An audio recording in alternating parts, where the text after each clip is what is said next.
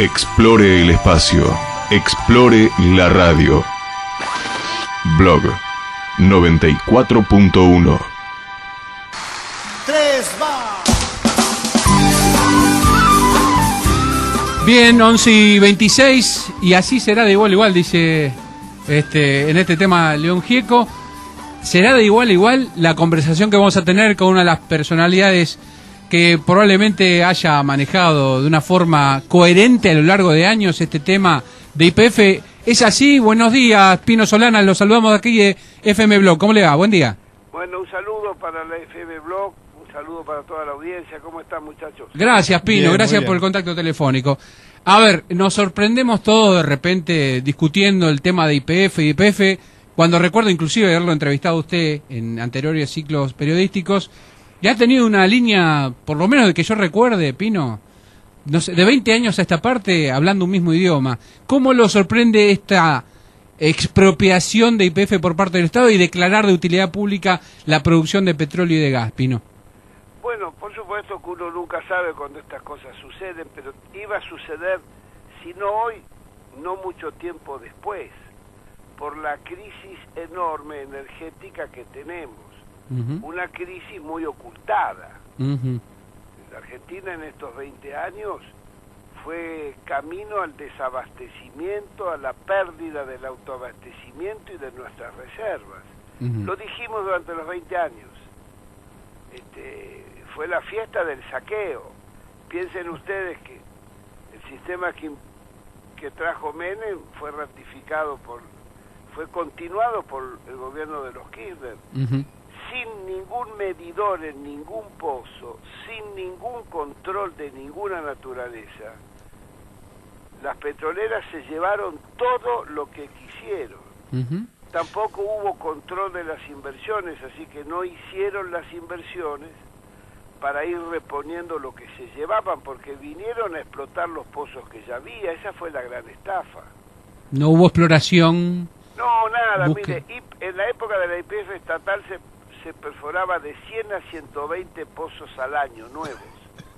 De 100 a 120 pozos nuevos al año. YPF. La YPF de Repsol, un promedio de 20. Claro, 10%. Entonces todo esto ha sido muy malo.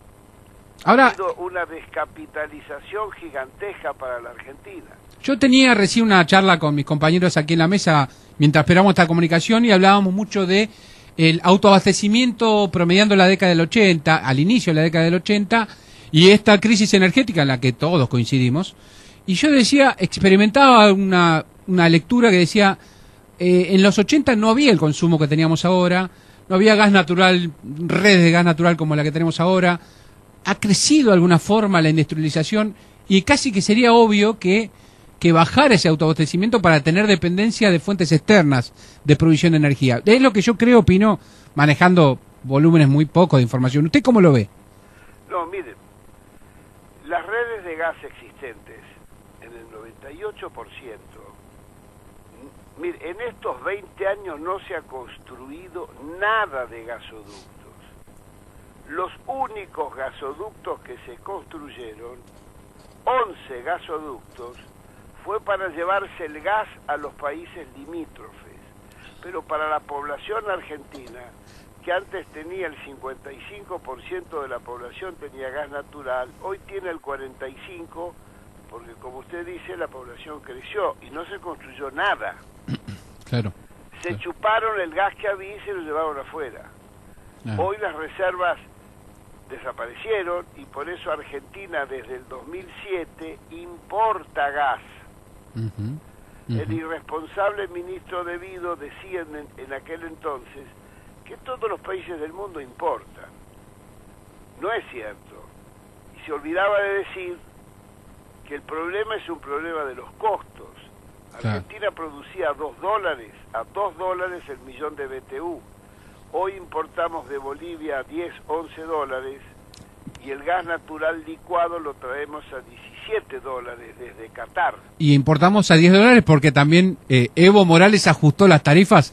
Hasta antes de Evo realmente lo importábamos a un costo que los bolivianos mismos se dan cuenta que era irrisorio los valores que no. Pero Evo nacionalizó el petróleo en el 2006, 1 de mayo del 2006. Ajá. Pero nacionalizó todo.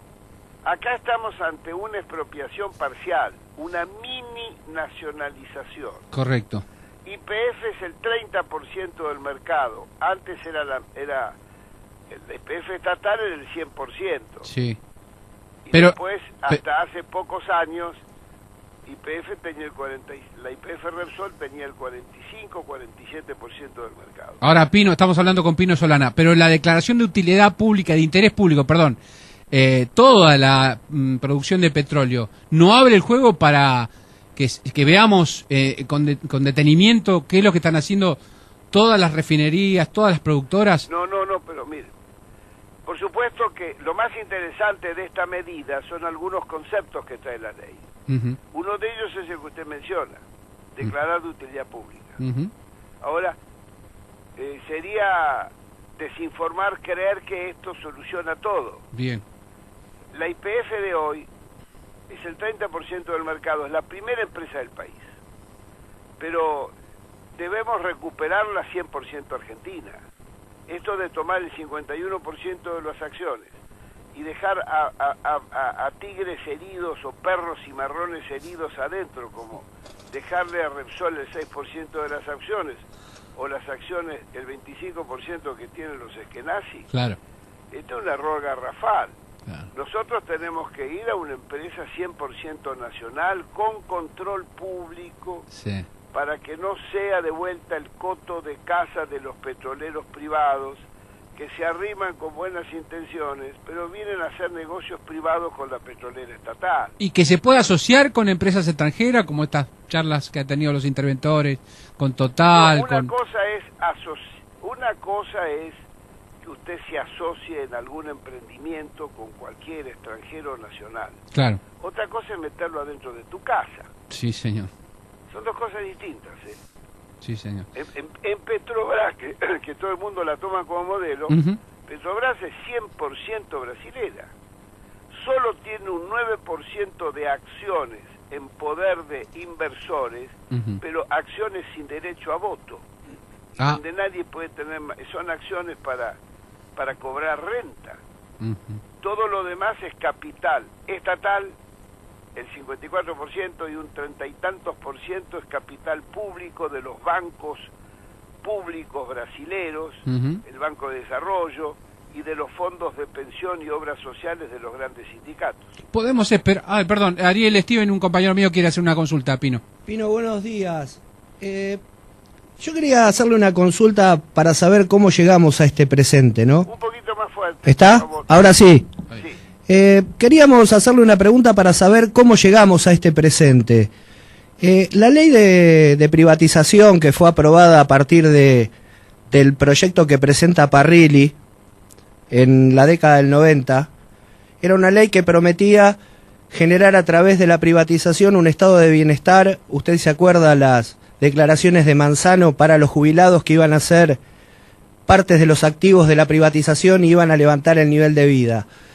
Otros países copiaron el ejemplo de la Argentina, no en la privatización, sino en la estatización, el caso de Rusia, de Ecuador, de Venezuela y de Bolivia, que hicieron funcionar desde el plano estatal empresas que habían sido desguazadas y habían sido entregadas al capital foráneo.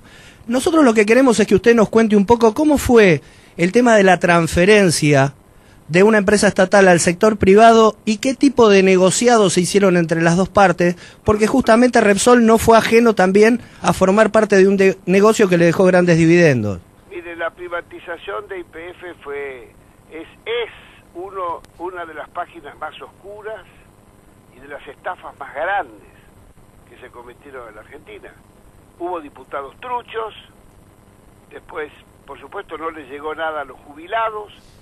El 10% de acciones que le debían llegar a los trabajadores de YPF tampoco les llegó, y jamás les liquidaron el 10% de las utilidades. Fue el desguace, fue una gran estafa. Las áreas control público, nada, ningún registro ni de acciones ni de nada. Las áreas estratégicas fueron cedidas a 25 años por un monto que la empresa producía en 9 meses. Sí, ese fue el caso del yacimiento Huemul, se desguazó antes. Mire, la flota de barcos. Lo que hizo Menem con todo esto, con el voto de la gran mayoría justicialista que todavía está. Si Perón se hubiera enterado de esto, pobrecito, moría de otro síncope. Fue exactamente lo contrario. Un peronista, un militante nacional, para él es dogma el artículo 40 de la Constitución del 49. Los recursos, el petróleo, el gas, son recursos inembargables, imprescriptibles de la nación. Entonces todo lo demás sería largo enumerarles. Ha sido una historia de pillerías y de cada uno se comió un pedazo. Ese delincuente, la dirección sindical, Diego Ibáñez, Casia, se quedó con parte de la flota. Cada uno manoteó. Pino, para ir finalizando, por lo menos por parte mía, ¿qué podemos esperar entonces en diputados? No, bueno, acá las fuerzas políticas, interpretando el sentir del pueblo argentino, que en su inmensa mayoría quiere que se recupere YPF, e interpretando el sentir de muchos militantes nacionales que están en la coalición gobernante, y además para poner fin al saqueo y vaciamiento que estaba haciendo Repsol de la compañía, le hemos dado el apoyo en general al proyecto, pero con muchas disidencias parciales. En particular, lo más grave es que el gobierno todavía no ha explicitado un cambio en su política energética. Este es el primer indicio, pero ¿qué van a hacer? ¿Se van a reunir con el Standard Oil, ExxonMobil o con los chinos? ¿Le van a entregar, van a seguir entregando concesiones?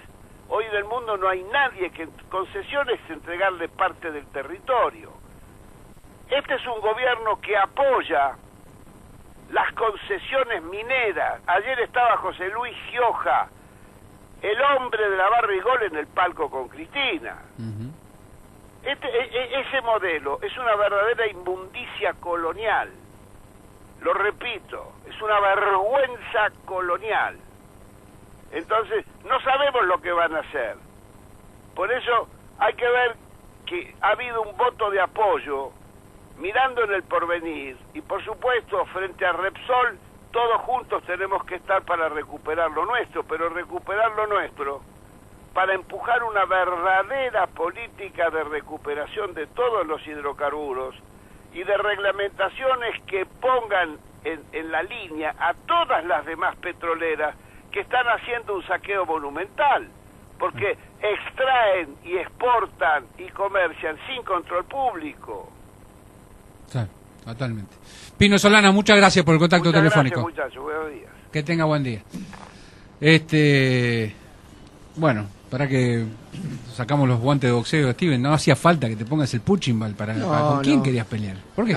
¿Por qué? Vamos a pelear. Pero no se cruce tampoco de todas las municiones y ahí sale con una AK-42. Por favor, pero era, la verdad, si uno analiza las declaraciones de Pino, hay una película de 20 años a esta parte, el hombre tiene una línea. Hay una serie de películas en cuanto a recursos energéticos que no ha cambiado su parecer. Solana hace unos años sacó una película que se llama La Última Estación, que habla sobre el desguace de todo lo que fue el sistema ferroviario. Sí. Se puede conseguir una serie de 3 documentales.